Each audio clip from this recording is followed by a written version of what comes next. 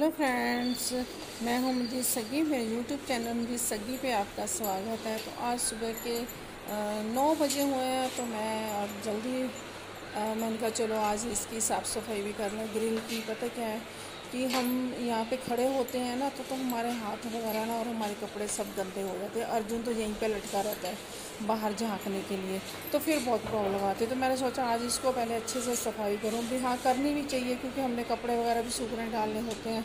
तो भी हमारा ना ये कितना ही गंदा हुआ होता है तो वो सारी मिट्टी फिर हमारे कपड़ों को लगती है। कितने जर्म होते हैं हाथ और उसमें, तो वो सारे हमारे कपड़ों के साथ टच होकर हमारे हाथों से फिर मुँह पे। तो वही ना, आजकल आपको पता ही है कि कितना कोरोना फैला हुआ है। ये ना हमने मॉप मंगवाया, पता क्या, अब काम वालियाँ तो आ नहीं रही, अब दिक्कत आ रही है खुद काम करने की। तो अब हमने ये वाला मॉप मंगवाया है स्नैपडील से। तो देखने में तो बहुत अच्छा है, अब यूज़ करके देखते हैं क्या है। इसके साथ ये मिली है, बकेट मिली है, और ये दिखाइयो नीचे को करना, और ये मिला है इसके साथ। एक इसके साथ और गिफ्ट मिला है, ये नीचे कर नीचे, हाँ तो ये मिला है। तो ये 2 इसके साथ हमें फ्री मिले हैं। एक फ्री मिला, यानी कि एक तो साथ में मिलना ही था। हाँ,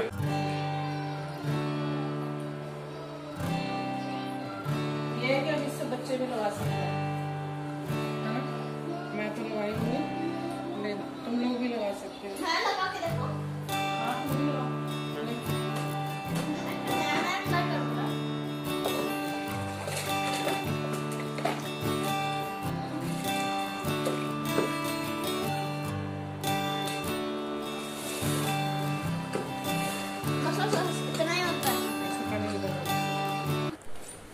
नहा धो के अब मैंने कहा चलो नाश्ता पानी बनाऊं। पता मैं बहुत तंग आ चुकी हूँ, कोई सब्ज़ी नहीं मिल रही है। एक तो ये लॉकडाउन है, लॉकडाउन की वजह से सारी मार्केटें बंद हैं और कुछ समझ नहीं आता क्या बनाऊं क्या ना बनाऊं। बस ऐसे ही हल्का फुल्का कुछ ना कुछ फिर बना लेती हूँ। वही है कि ना, वक्त तो सारना ही है, जैसा भी टाइम हो अपना टाइम तो गुजारा तो करना ही है ना।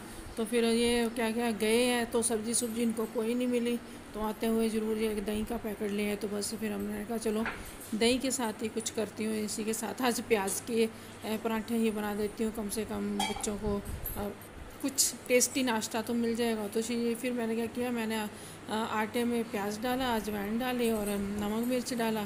धनिया और हरी मिर्चें वगैरह भी कुछ नहीं मिली, बस ऐसे ही फिर मैंने यही डाल के ना, तो फिर मैंने ना इसको मुझे पराठे बना रही हूँ। तो दही के साथ इनको बच्चों को ये पराठे दे दूँगी। साथ में मैंने चाय रखी है, चाय भी मेरी बन गई है, साथ में चाय हो जाएगी। और पराठे और चाय तो आपको वैसे ही पता ही कितने टेस्टी लगते हैं, और मेरे बच्चे खुश होकर खा भी लेते हैं। अगर मैं ऐसे प्याज के पराठे बना दूँ या आलू के बना दूँ या पनीर के बना दूँ, कोई भी पराठे बना दूँ ना, इनको पसंद है। चाहे मैं इनको रात को भी पराठे बना के दे दूँ ना तो ये तब भी खा लेते हैं। और तो और, मैं अगर इनको प्लेन पराठा नमक वाला भी बना के दे दूँ ना तब भी ये बहुत मन से खाते हैं। इनमें ये गुण तो है, नखरा नहीं करते बिल्कुल भी मेरे बच्चे। जैसा भी टाइम होता है ये उसी हिसाब से, जैसे मैं अपने आप को ढाल लेती हूँ तो मेरे बच्चे भी उसी तरीके से अपने आप को ढाल लेते हैं। इनको भी ऐसा नहीं है कि हाँ हमें बहुत अगर हाई फाई खाना ही हर टाइम चाहिए, नहीं, जैसा टाइम है वैसा हम लोग सार लेते हैं और उसी तरीके से हम लोगों का गुजारा हो जाता है। तो अब इतने दिनों से, पता 20 दिन हो गए हैं लॉकडाउन में, दालें बनाई जा रहे हैं। अब आपको पता है दालें भी कहाँ इतनी खाई जाती हैं। कल मैंने राजमा बनाए थे, लेकिन आज फिर वही बारी है कि दाल बनाओ या कुछ बनाओ।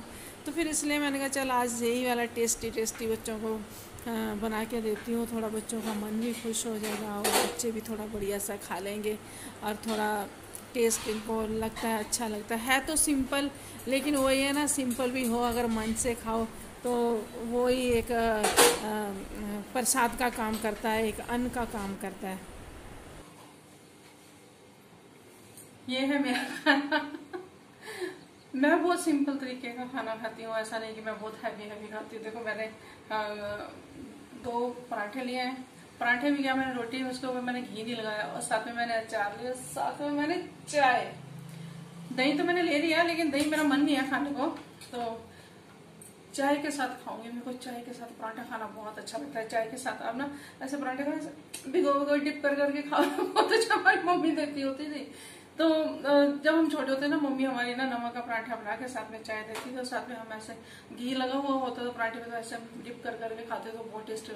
कभी कभी बहुत मन करता है, वही मम्मी की बातें याद आ जाती हैं और मम्मी हाथ का स्वाद याद आ जाता है, तो फिर मैं ऐसे बना के खाती हूँ। आज मैंने वही किया, आज मैंने अपने लिए सिंपल पराठा बनाया और नमक वाला पराठा है, घी लगाया और इसको चाय में डिप कर करके खाऊंगी।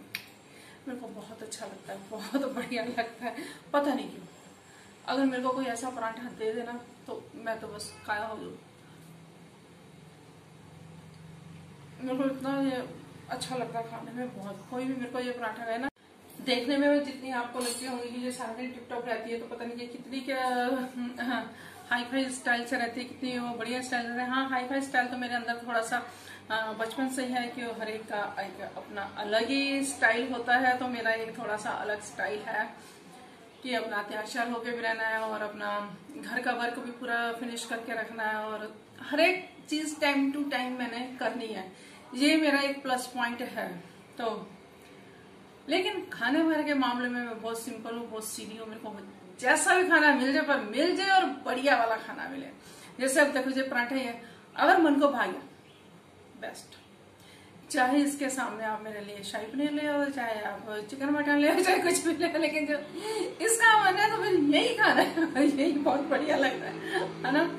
तो हमेशा मन की करनी चाहिए, ये नहीं कि हाँ कि दूसरे के उसमें रहे कि हाँ वो ऐसा करेगा तो ही हम वही हम भी स्टाइल चलेंगे उसी तरह। हर एक का एक अपना नजरिया होता है, अपना स्टाइल होता है। तो हमारा कुछ अलग स्टाइल है, तो हम थोड़ा हटके है ना। तो ऐसे ही मेरा तो कहने का मतलब ये कि जरूरी नहीं है कि हाँ हम जो एक बंदा कॉपी कर रहा था हम सब वही कॉपी कर रहे हैं ना, सारे कॉपीराइट बने। नहीं, अपने मन की करो, अपने हिसाब से चलो। आज मैं आपको बताती हूँ कि हम 3 बहन भाई थे, 2 बहनें 1 भाई। तो बचपन तो हमारा बहुत मजे से निकला, बहुत खेलते कूदते सबका बचपन अच्छा निकलता है, तो हमारा एक बहुत अच्छा बचपन निकला है। लेकिन जैसे जैसे हम बढ़ते गए वैसे वैसे लाइफ में बहुत प्रॉब्लम आने लग गई। जैसे ही पहले दीदी बड़ी हुई तो दीदी की शादी हो गई, तो उसके बाद भाई था, भाई बड़ा था, तो दीदी की पहले शादी कर दी। तब पता क्या करते थे, 18 साल की उम्र की लड़कियों की शादी कर देते थे। हाँ जी, इससे ज़्यादा हो गई तो उम्र बहुत ज़्यादा हो गई है ना। तो भाई कहता पहले दीदी की शादी करो, बाद में मैं अपनी कराऊंगा। तो पहले दीदी की शादी हुई, भाई की जब शादी करने लगे तो भाई की उसके उस टाइम डेथ हो गई। तो भाई का तो फिर खत्म हो गया ना हिसाब का। फिर उसके बाद आ गई मैं, अब मेरी बारी आ गई। अब मैं अभी 18 की हुई थी, तो तब से ही शोर मचना शुरू हो गया कि हाँ रिश्ता देखो, रिश्ता देखो, रिश्ता देखो, शादी करनी है, जल्दी करो। बड़ी होती जा रही है, लड़कियां बड़ी हो गई हैं, तो इनकी हो जानी चाहिए 18, 19, 20 तक की शादी हो जानी चाहिए। तो उस टाइम क्या चलन चला था कि शादी तो उन्होंने सबने करनी है और घरेलू लड़की भी चाहिए और काम धंधा भी सब आता हुआ हो। पहले ऐसे होता ना, जब देखने आते थे, हाँ जी रोटी पानी आता है, कपड़े सिलने आते हैं, ये काम आता है, वो काम आता है, ये सब भी आता हो, साथ में स्टडी भी। और मेरी कहाँ प्रॉब्लम होती थी कि मैं 10 पढ़ी हुई थी, 10 के बाद मैंने पढ़ाई नहीं की और वहां पे आके मेरा रिश्ता छूट जाता था। बहुत रिश्ते आते थे, बहुत देखने के लिए होते थे, हर तरह से हर कोई पसंद कर लेता था। अभी सुंदर भी है, घर के काम भी सब है, सब लाइक है, तो नेचर भी अच्छा है और वैसे भी अच्छे हैं, कोई बुरी आदत नहीं है, कोई कुछ नहीं है। लेकिन लड़की की बीए पास है, बीए पास होगी तो शादी करेंगे, नहीं करेंगे। तो ऐसे ऐसे भी रिश्ते आते थे कि आप यकीन नहीं मानो कि खुद ना तो वो खूबसूरत होते थे और ना कोई ढंग के होते थे और ना ही उनका कोई घर बार होता था, कुछ होता था। तो लेकिन वो भी अटके हुए इसी पे होते थे कि हाँ कि ये 10 पढ़ी हुई है। 10 पढ़ी हुई के चक्कर में मेरे इतने रिश्ते मेरे को इग्नोर किया इतने जगह। कहने का मतलब है कि बिल्कुल ही वो नहीं होता था कि हाँ ये लड़की इतनी लायक है, इतना काम धंधा इसको आता है, इतना सब कुछ, इसने इतने कोर्स किए हुए हैं, वो किसी गिनती में नहीं होता था। सिर्फ कि हाँ पढ़ी हुई नहीं,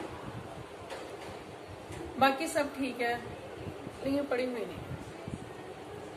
तो इतने उस टाइम परेशान हो गए थे, मम्मी डैडी भी इतने परेशान हो गए थे, सब रिश्ते ढूंढ ढूंढ के, जहाँ बात चलनी वहीं पे बस स्टडी पे आगे बात रुक जानी, जहाँ बात चलनी वहीं पे स्टडी के आगे हो जानी।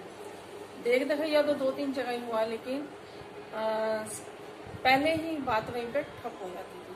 तो मम्मी बोलने लगी, फिर जब उधर से ना होती थी तो फिर मेरे को सब डांटने लग जाते थे, ये नहीं पढ़ी, ये नहीं पढ़ी। लेकिन उस टाइम ये नहीं देखा कि हाँ घर का माहौल क्या था। ब्रदर की डेथ हो गई थी, मम्मी बीमार रहती थी, तो उनकी वजह से भी थोड़ा मेरे को स्ट्रगल इतना करना पड़ा कि मेरी पढ़ाई बीच में छूट गई। तो वो किसी ने नहीं देखा, लेकिन हर कोई फिर मोहल्ले वाले नहीं जीने देते। हाँ हजे होया नहीं रिश्ता, हजे होया नहीं रिश्ता, ले बाकी हजे तो ब्याह हो गए, इधर हजे होया नहीं, क्यों नहीं होया? हाँ पढ़ी घट है, पढ़ी घट। जब देखो पढ़ी पढ़ी पढ़ी, पढ़ाई पढ़ाई पढ़ाई पे।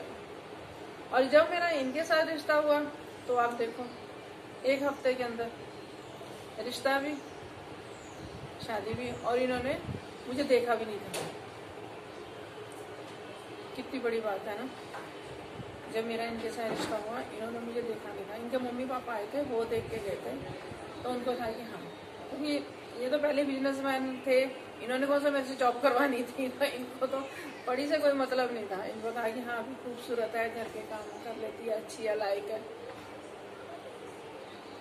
तो जिस दिन हमारी रिंग सेरेमनी हुई है तो उस दिन हमने एक दूसरे को देखा। वो भी इन्होंने ढंग से मुझे नहीं देखा, तो मैंने भी नहीं देखा। जब सिर्फ रिंग सेरेमनी हुई है तो इन्होंने मेरे हाथ देखे, तो कहते हाथ खूबसूरत है तो ये भी खूबसूरत ही होगी। तो ये इनका डायलॉग था उस टाइम।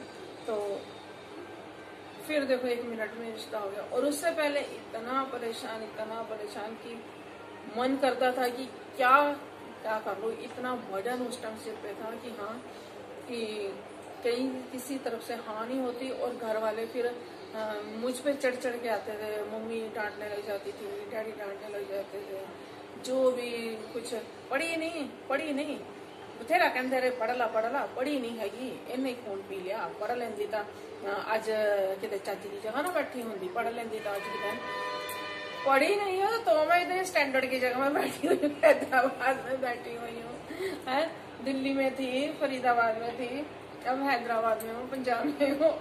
और अगर पढ़ लेती तो क्या मैं अमेरिका चली जाती? तो भी तो मैं यहीं पे रहती। तो अमेरिका तो मैं वैसे भी घूम आई हूँ, वैसे भी अब मैं जाके आई हूँ। क्या इतना क्यों हल्ला डालते हैं कि हाँ पढ़ाई।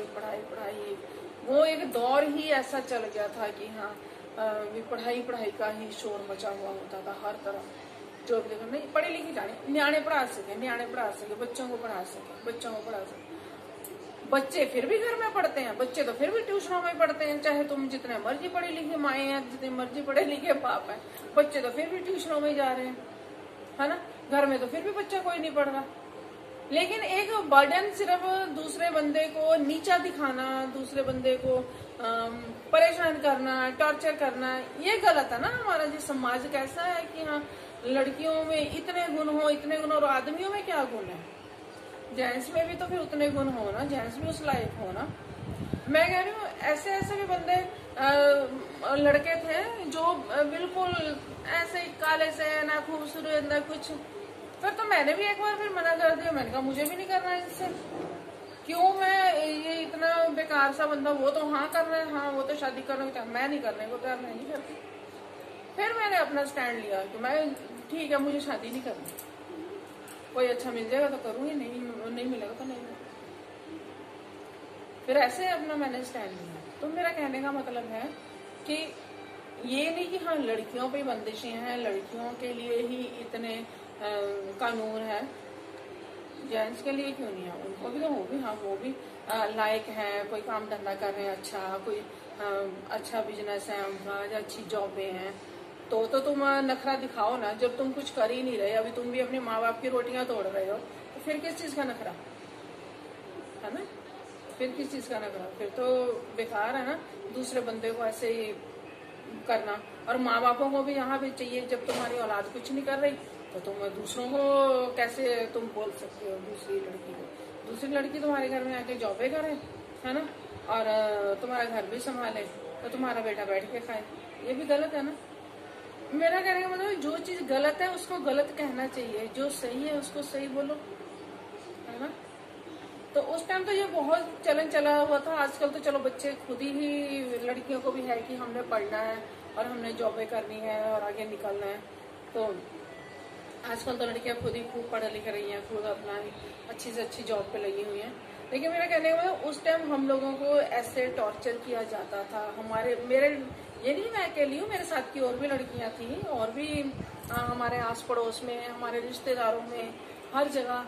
तो और भी हम अपने फ्रेंड सर्कल्स में भी देखते थे, कहीं ना कहीं बात स्टडी पे अटक जाती थी कि हाँ जैसे स्टडी करवा के तो उन्होंने पता नहीं कौन सा हमें ऑफिसर बनाना है और कौन सा हमें राज पे बिठाना है कि घर में कोई काम नहीं करने देना, भी आओ जी दुल्हन आई है, बस इसको तो अब अच्छे से एक सिंहासन पे बिठा दो बस, तो इसकी पूजा करो। ऐसा तो नहीं करना होता, लेकिन फिर भी स्टडी स्टडी स्टडी जान खा रखी हुई थी हमारी उस टाइम। तो उस टाइम बहुत मन दुखी होता था।